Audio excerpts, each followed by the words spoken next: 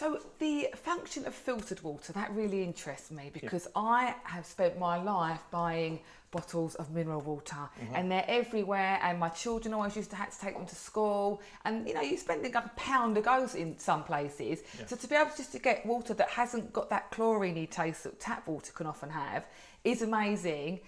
My children now are not allowed to take plastic bottles to school. Right, okay. So this can solve so many issues now, can't it?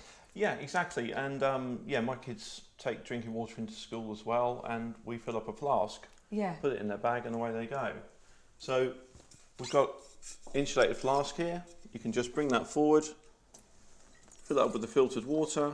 So it can stay cold all day, or you could put a hot drink in there. You could put a cup of tea in there. If you're watching a football match in the cold, you're pitch side and you want to warm up, so you can take out a hot drink from here or a cold drink from here.